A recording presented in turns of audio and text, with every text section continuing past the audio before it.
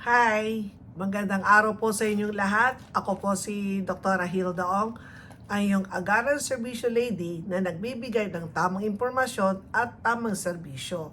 At kahapon po ay nagkaroon po ng MOA signing sa pagitan po ng PhilHealth at ng IBP.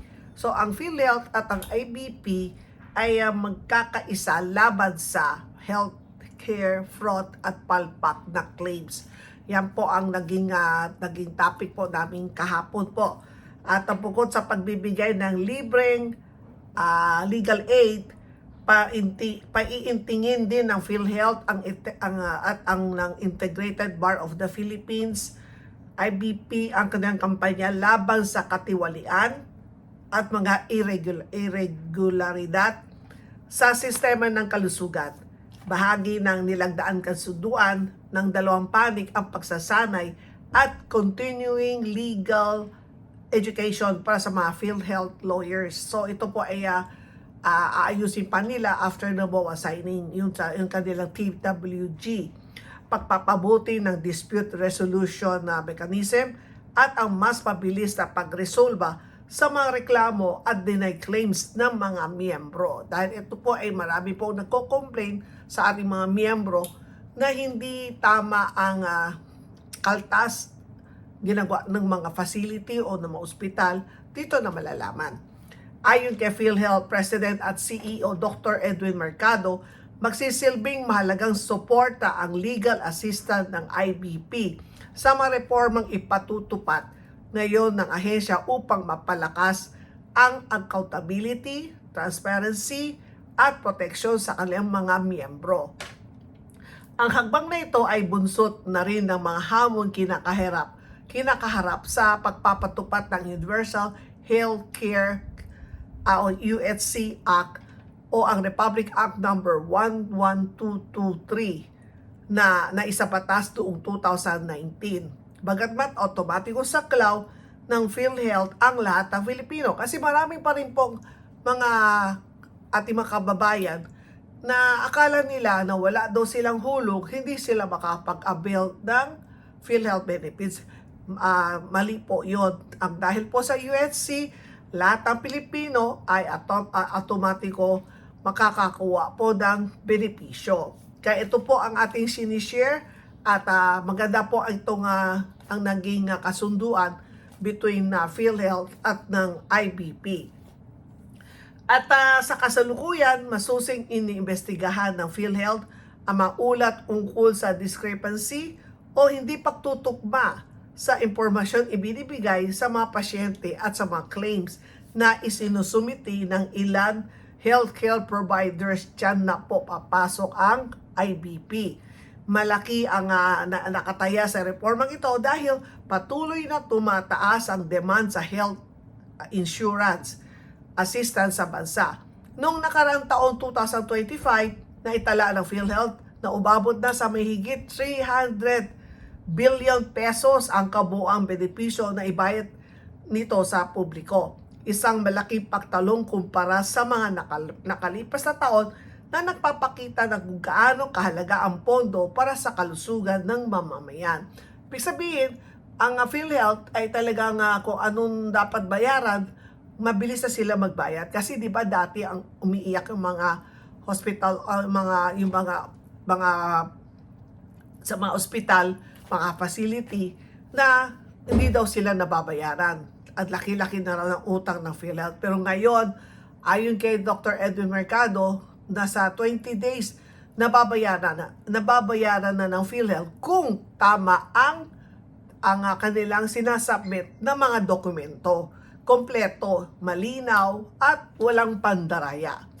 At upang mas maging epektibo ang pagpapatupad ng UHC, magsasagawa rin ang PhilHealth at ang IBP ng malawakang information at education campaigns. Layunin nito ituro sa publiko ang kanilang mga karapatan at benepisyo upang hindi sila maloko o mapagkaitan ng tulong ng mga abogado ng IBP. Target ng PhilHealth na selyuhan ang mga batas sa sistema, mapipigilan na ang fraud o pangloloko ng ilang tiwaling institusyon o matiyak na bawat sentimo ng pondo ng bayan ay napupunta sa tamang pangangalagang medical ng mga Pilipino.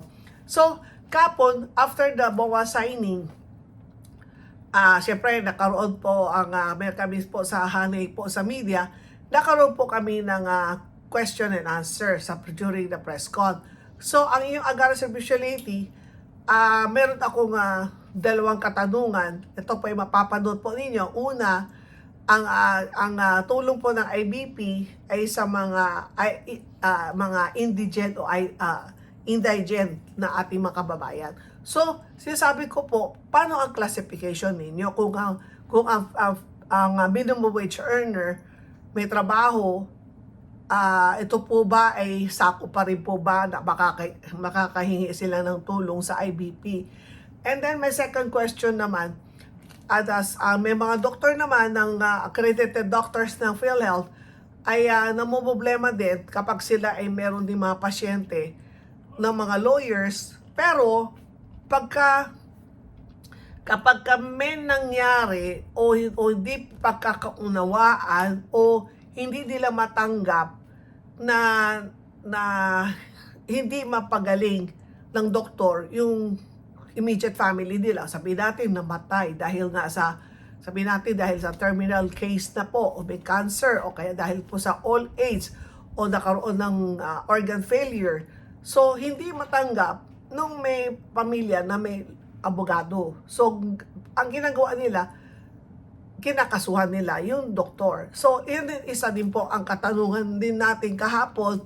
So, pagkaganyan din po ba si IBP ay nasa gitna labang po ba sila na kung kapag may mga doktor na talaga sinasamantalahan na po ng mga ilang lawyer, ano ang magiging hakbang dito sa IBP. So, yan po, panoorin ninyo itong panayam ko po. From Remate, ang partnership ay para sa field employees, capacity building, no? O kasama din ang members na may legal problem na walang capacity to pay or walang pambayad ng acceptance fee. Kanina, ang galing pakinggan ng Lodi. Pag Senator ni Alan talaga mahilig sa mga acronym eh. Lawyer of the day pala yun, no? Pero tama, attorney, paano po makakatulong ang partnership na ito para naman sa mga members na walang capacity to pay pambayad sa acceptance fee? Thank you po. I suppose the question is, hindi siya PhilHealth related issue, yung legal na problema niya. So kaya po nung nasabi natin, we have lawyer of the day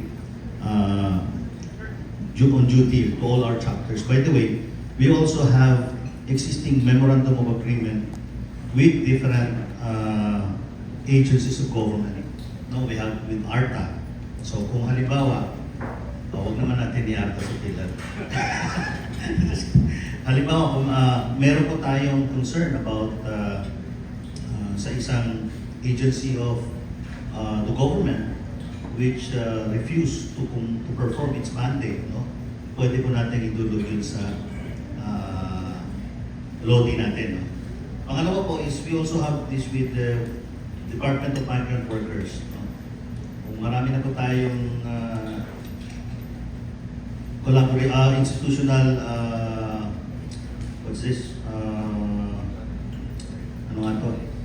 Capacity building with the Department of Migrant Workers kasi kakaiba po yung problema ng ating mga migrant workers, no? So kung halimbawa yung isang Pilipino, no, ay isang OFW, pwede rin po pumunta sa amin, no? And then we also have with senior citizens, no, we have. So lahat po yan, no? Basta ang requirement lang po ng IBP is that the ones asking for legal service is a qualified beneficiary. Meaning to say, ito po yung mga belonging to the marginalized sector. As mentioned a while ago, these are number 1, indigent. Number 2, senior citizen. Number 3, yung PWD. And yung po mga overseas Philippine workers natin. So, yun po yung pwede mag-avail. So, pwede naman yun. We will entertain kahit hindi po siya PhilHealth related. Magandang umaga po. May follow-up question lang po ako. Gusto ko lang alamin yung indigent. Paano ang classification mo sa indigent? Kasi sa mga minimum wage earner, hindi po nila kaya magbayad din ng acceptance fee. So, yun ang my first question. Kung indigent, yung bang tinutukoy po ba ninyo yung mga walang trabaho? As in, okay yung mga informal settlers? Paano po katulad sa aming mga media? Iba sa amin, pro bono, wala na po kami tinatanggap. So, meron pang may tulong din po sa amin kasi hindi naman din po kami indigent.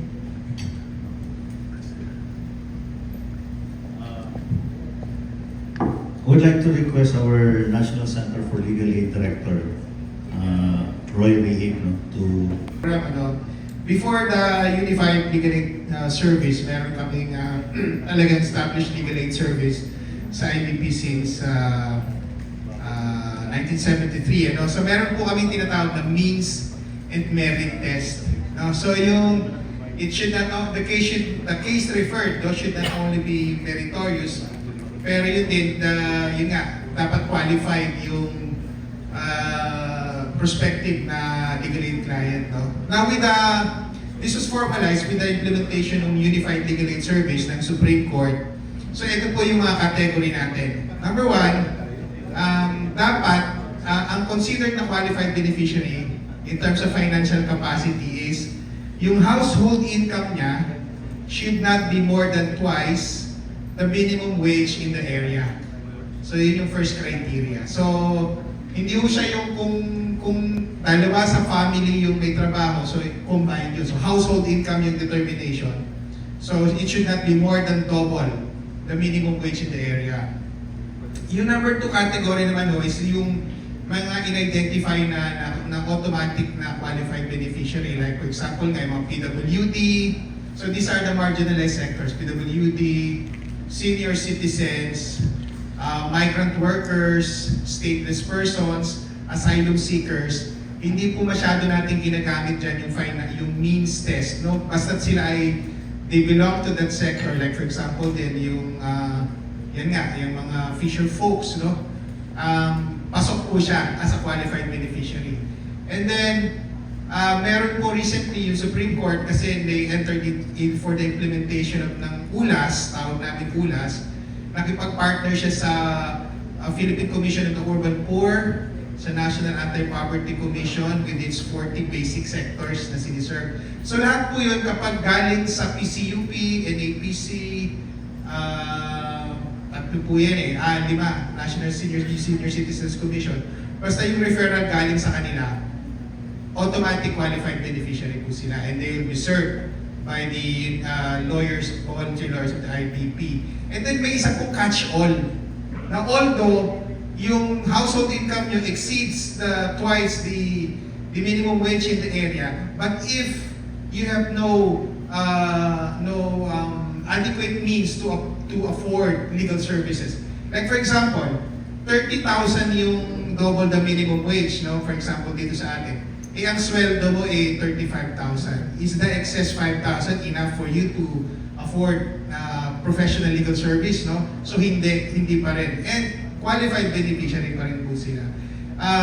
Much is really, depende dun sa volunteer lawyer based on his good faith assessment na talagang magiging qualified beneficiary yung dumudulog, no, sa mga legal aid desk namin. So, yun pong last category, medyo may elbow room, yung volunteer lawyers to admit a prospective free legal aid client kapag sa tingin niya ay although hindi siya pasok dun sa mga previous categories, talagang hindi naman siya kayang afford pa rin to pay for professional legal services. So yun po yung categories na nasi-serve under the ULAS, under the free, at saka yung legal aid service ng IDP. Thank you po.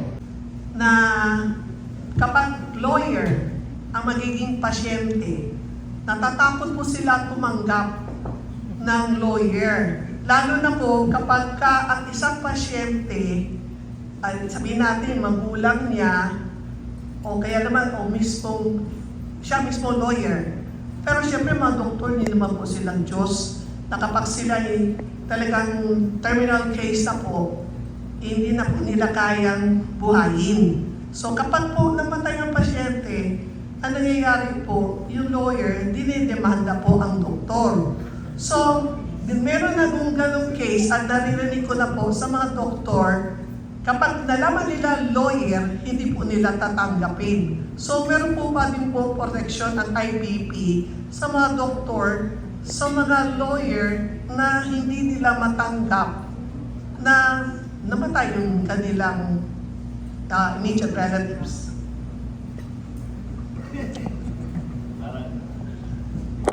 Diba, in medicine. Kaya it's an art more than a science, as they say. But there are certain, kumbaga, standards of care that are already accepted by, in general. So as long as you comply with the standard of care naman, and then in most hospitals or the bigger hospitals, there are even audit mechanisms to ensure quality is being followed. I don't see any reason. Meron na siguro based on the feeling of the lawyer or the kamag-anak na hindi na alagaan. Kaya ang pinapayo namin sa mga doktor lagi is be transparent, be available to explain. Kasi in most cases na miscommunication ang mga nakakasuhan doktor kasi hindi naman pinaliwanag yung punot dulo, yung buong prosesong dadaanan ng pasyente. But it gets to a point na talagang hindi maiwasan. Siguro isa yun sa pag-uusapan namin ng IBP, how we can although this is not purely PhilHealth's oversight kasi doctor as a whole, baka PMA, IBP yung kailangan mag-usap.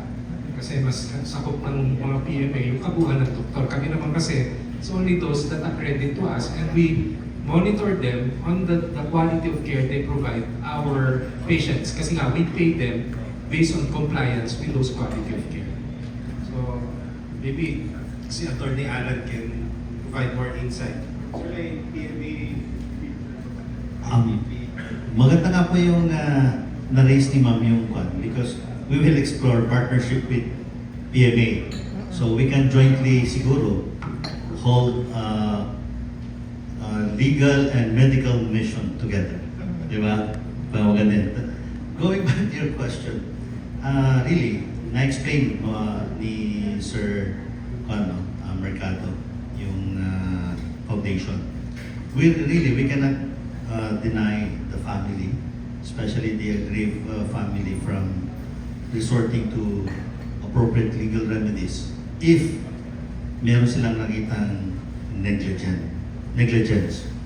But ang bottom line nito is, tama po, I subscribe to yung sinabi po ni President Mercado because it boils down to misunderstanding sometimes. No? Because personally, I have an experience in this. No? Na medyo masilimuot yung nangyari because the family sometimes of the patient are very emotional at that critical time, such that they sometimes hindi nila sometimes they refuse or they decline doon sa mga suggestion.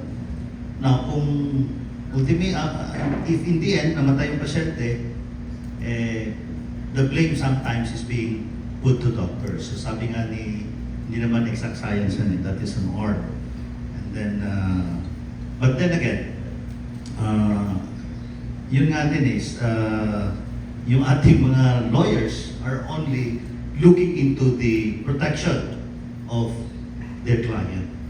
So hindi naman lahat ng abogado, like in my case also, if a case is being referred to me for filing of inappropriate charges, I have to study the facts. So kung wala namang legal, apparently, wala namang violations, we discourage the filing of the case. So yun po, it's more on the negligence or sometimes may disconnect because baka yung medical professional natin hindi nila na-explain mabuti kung ano yung kung ano yung proseso. So, which I believe doctors are doing that. Kasi my wife is a doctor. No? Pag may problema sa akin, ina-explain niya yan. Hiro lang. Thank you po. In my information, some of the organizations in the medical field have undergone or they do or they have programs for peer review. For example, merong nag-complain, nagsasabi na ganito, ganyan-ganyan. Nire-refer po doon sa, doon sa review board nila to check meron bang negligence on the part of the doctor or meron talagang natural cause for the death of the patient. So, I understand this procedure kasi nag-handle din po ako ng cases filed against doctors. And so far, I have successfully defended them. So, na-acquit naman yung mga nakasuhan. Thank you. Thank you po for the lawyers. Access PhilHealth member records. Ito ba ay nasa MOA?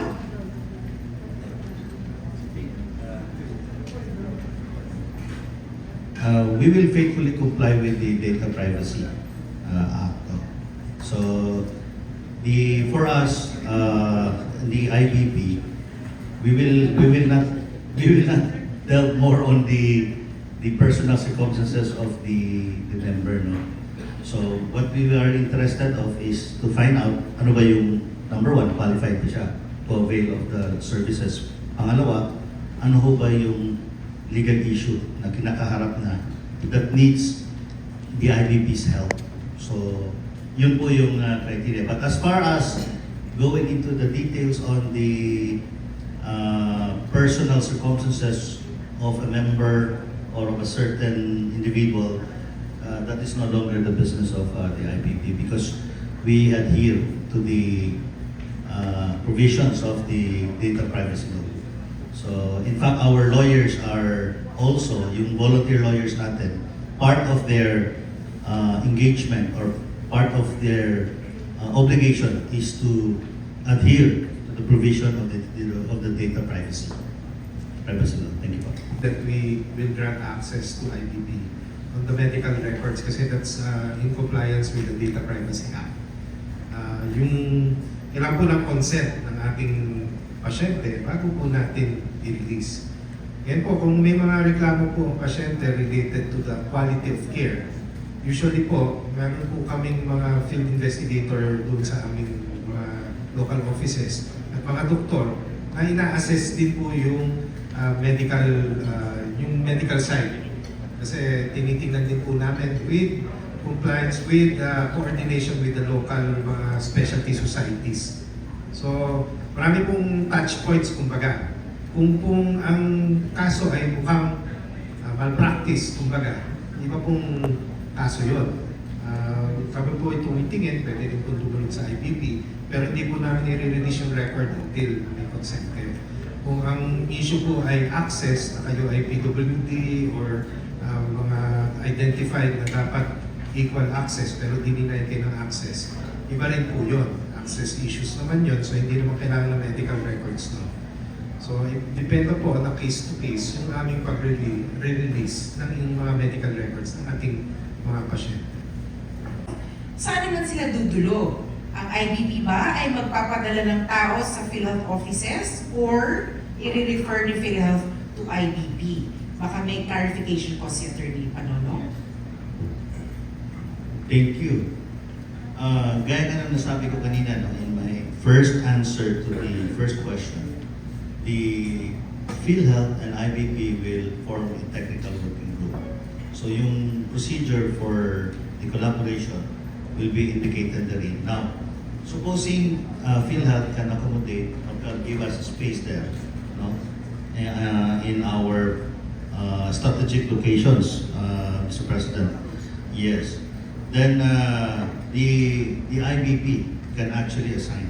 Kaya meron sinasabi ko nga, this is in relation to our Lawyer of the Day initiative. So we can invite volunteer lawyers from our membership to sign up a what's this? volunteer form and bibigyan sila ng corresponding assignments. Time. Kasi part din ito sa doon sa compliance natin with our ULAS, yung Unified Legal Aid Service. So we can do that. It is feasible. It is feasible. The IBP commits to that suggestion. So we have to yung TWG natin. It's a must. Kumbaga parang yung IRR natin. Thank you. Again, configuring the TWG. Internally rin po sa PhilHealth, niriripaso po namin yung proseso namin. So magkakaroon na po tayo ng internally sa amin ng tawag namin triaging. Ano ba yung mga issues na dapat mabilis na resolve kung nagkamali lang naman na hindi naman talaga sinasadya? At ano ba yung talagang medyo major yung problema? So with the triaging po, may escalation din kaming ginagawa and then doon po kami magtatagpo ng IBP when we convene as technical working group. Kasama po din kasi nung paggagawa po namin ng escalation at saka nung triaging mechanism, binabago rin po namin ngayon yung aming yung aming rules dito sa ating mga arbitration, legal at saka sa aming mga appeals committee. So, gaya nga nang nasabi ko kanina, humanistic na po ang approach natin ngayon. Kasi before parang kaso. Ngayon po, ano muna natin, intindihin, mediate with IBP, with the PMA, pag-usapan muna natin, baka naman hindi kailangan umakyat pa at maging malaking kaso. So, kasama po yun sa mekanismo pag-usapan po namin with IBP. Yung ating partnership between PhilHealth and the IBP. Kasi po ngayon, kung para sa kaalaman ng lahat, sa PhilHealth po, countrywide, sa legal sector, there are more or less 90 lawyers. So these lawyers are assigned to not only in the head office, but also in our PhilHealth regional offices. We have an initiative right now, when I assumed last July, wherein nag-umpisa po ito sa pagtulong ng mga abogado sa PhilHealth ng mga kung ano-anong problema, legal. So doon po yan nag-umpisa. What we did is we institutionalized this particular practice of helping out our employees from within the corporation, and we called it the PhilHealth Free Legal Assistance Group, or the PFLAG. We have that right now, and we are institutionalizing it through a corporate order within PhilHealth. And napaka-timely po ngayon dahil with our partnership with the IBP, yung sinasabi po ni Atty. Panolong na kung mayroong problema po ang miyembro, well, particularly in relation to PhilHealth, o siguro kahit na ibang klaseng problemang legal, ang plano po namin nationwide, for starters, pagka po may mga, ang PhilHealth po, every so often we conduct caravans in relation to our programs, the YAKAP, the Gamot. We will be tapping all our lawyers from the region where it is being conducted. And now, in partnership with the IBP, we will be putting lawyer there. Kasama po ng lawyer of the day ng IBP, so we can jointly provide free legal assistance to our members. So doon po kami nag-umpisa, we will be institutionalizing that through the PhilHealth legal sector. So yun po yung aming plano. Yan, napanood po ninyo ang press con po na naganap po sa PhilHealth at ng IBP yung during po ng MOA signing. So, mga katanungan na siyempre medyo hindi pa namin naintindihan para maiulat ko po sa inyo o maisulat ko po sa remate. Kaya nasagot naman po nila ang aking mga katanungan. Kaya sa mga PhilHealth members, kapag po kayo ay pagka feeling po ninyo na mali po ang dinideduct po sa inyong hospital bill o hindi tamang PhilHealth benefits, pwede na po kayo pumunta po sa IBP. Dahil sa IBP at ang PhilHealth po ay MOA na pwede na po kayong tulungan ng kanilang lawyer on duty at ito naman po ay mare-resolve agad. Kaya muli po, ako si Dr. Hilda Ong, ang iyong Agaran Serbisyo Lady.